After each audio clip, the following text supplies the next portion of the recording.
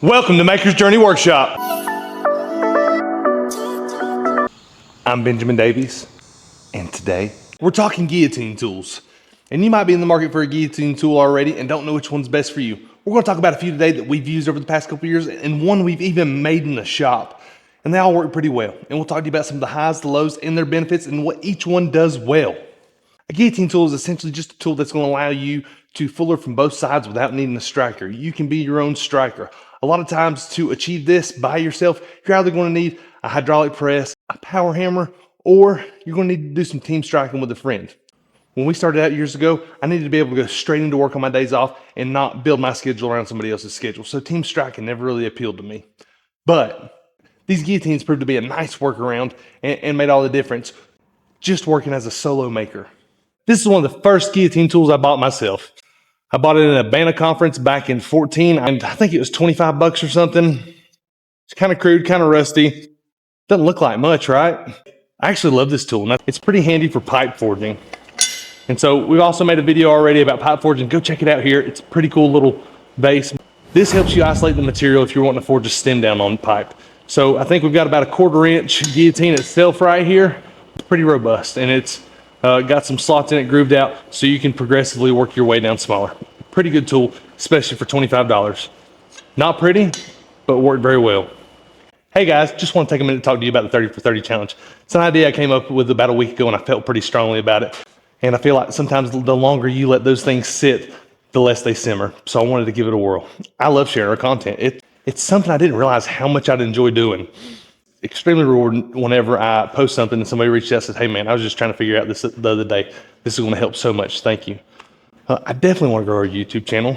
My intention is to provide more value than anything. So if you're enjoying these videos, smash that subscribe button and be sure to share with friends. I just want to grow our YouTube channel. And if this became something that we could do every day, man, I'm just a one-man content team. We don't have a D-Rock yet. We're working on it. We're just bootstrapping right now. I knew nothing about cameras 2 years ago. We slowly got into Instagram Reels. Check us out at BD Iron. That's our main page where we talk about all of our pages. And then also obviously here at YouTube. Thank you so much for being here. We appreciate it. Our second guillotine tool was this guy right here. What I really liked about this was it was bolt together assembly. For some reason I felt like that would serve me better. Hold on, it doesn't fit. But with the use of the handy dandy Infinity Hardy-O-Matic, can be yours for just 3 easy payments of call now. They're not really for sale. I was just being silly, but it's kind of cool just for this bit. The thing I also really liked about it is this big gap right here, because I thought, okay, that'll be cool. I can make some really massive leaves. I can come in here and really fuller it out. The reality was I wasn't forging leaves that were going to be that big because that would be a process that would take a lot of time. But it did allow me to do some fullering. These have 1/2 inch dies. And lastly, our third hardy tool is this guy right here that we actually made on our CNC table right at Christmas. I've already made 2 or 3 videos around this. I am going to show you how it works here today. We start out with a 3/8 plate steel. It's what we had, and we use 3/8 for dies. So we just ground those 3/8 dies down a little bit so they'd slide in and out. And it's a bolt together. Also, we don't have a hardy because at the time when we made this tool, we were showing you how to make do on a chunk of steel. A chunk of steel is being used elsewhere right now. And so we clamp this guy up in a vise. And there's a pretty easy workaround for working on the vise too. You'll see right here.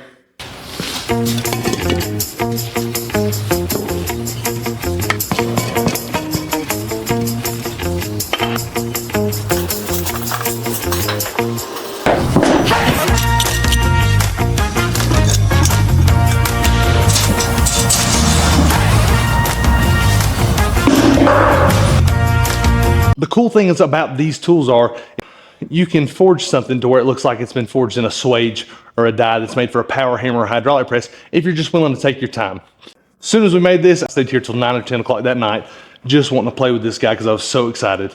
And I'll show you a little bit of the process of what we made with it.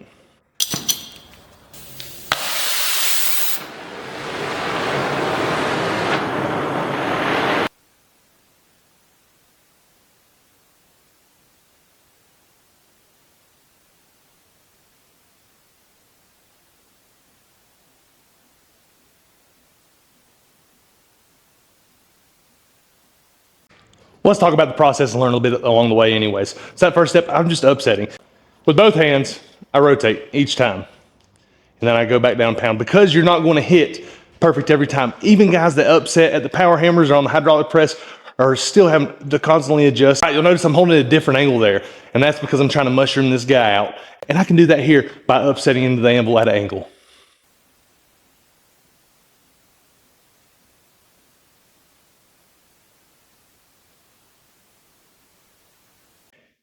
Yep, and then you can clean up with a little bit at the hammer. What you want to do is be careful not to back it into the edge of the anvil as you're doing this. So you're doing this a lot in space. You're just using the anvil as a rest.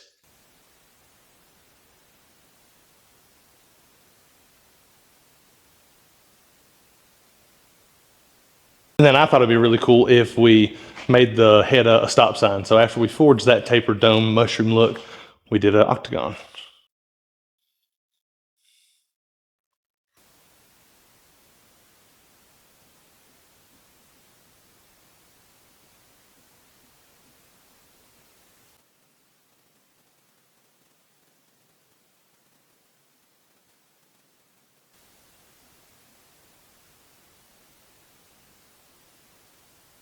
All right, we've got 2 sets of dies that we're going to use for this next step. And we're just playing around here, just kind of seeing what kind of shapes we can make. And the first set of dies is, like I said, a butcher dies. That's a real good way to isolate your material, especially if you're trying to make a shoulder on something that you'll grow out a tenon from and eventually back into itself. We kind of do a small version of that right here in this video where we're making roses, because there's no welds on that rose. We also use some crown dies, and I'd love to show you those, but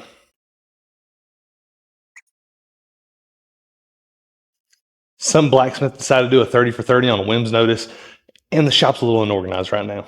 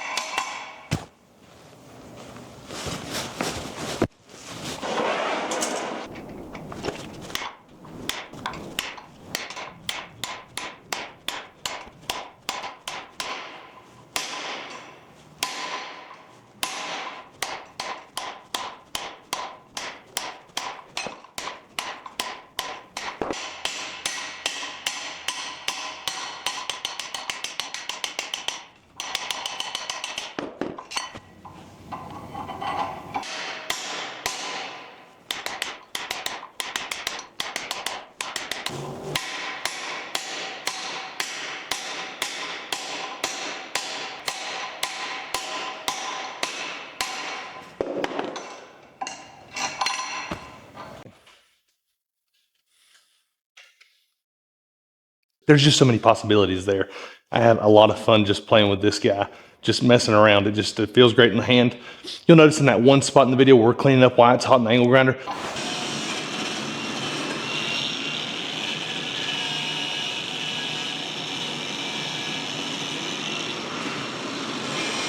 that's an old blacksmith trick. If you ever have to do any grinding on metal and you want to hide those grinder marks, heat it back up and wire brush it. You can repeat that process a couple times. Depends on the size of the metal, depends how deep the grinder marks were to eventually blend that back together. And that way you can hide that stuff. It's a good trick. So which is the best guillotine tool? You know, I think they're all pretty good. It really depends on what you're, boy, I talk really fast. I think they're all pretty good options. This one's gonna be good for pipe and smaller stock sizes. That cord wrench, I don't think it's gonna hold up as you wanna do something too heavy, but it's definitely a good way to start. I didn't hate this one. One thing I didn't like, and if I had to continue forging on that guy, is I would weld everything up because those screws come loose all the time. What about this one? You know, this one worked pretty good too, and I had a lot of fun on it. What I didn't like about it was my dies aren't thick enough. So I think if I had to do it all over again, and which I might do in the future, is I'd probably come back with like probably a 3/4 middle plate, and that way I come in with a 5/8 die. I think that'd be pretty robust and a nice one. So none of them? No, I'm saying they all have their strengths and they all have their weaknesses. And they're all pretty good tools. And the reality is you can probably achieve whatever you want with any of those guillotine tools. But, you know, after having built our Infinity Hardy tool, inspired me to think of a guillotine tool that would work the same way. And so it actually inspired me to come up with an idea for a guillotine tool that I think will be pretty robust. You can probably make it home with some of the scraps you have laying around, and it shouldn't take more than an afternoon. We're gonna bring that video to you later this week, and I'm really looking forward to it. We'll also be using that in some of the projects that we're doing the next month. So if you're enjoying some of the videos we like, smash that subscribe button. That's the nicest I've ever said. I won't do it again, I promise. And be sure to share with somebody if you think they'd enjoy it. We'd really appreciate it. We're trying to grow our channel, and more importantly, we're trying to provide as much value as possible along the way. Thank you so much for being here. We'll see you tomorrow.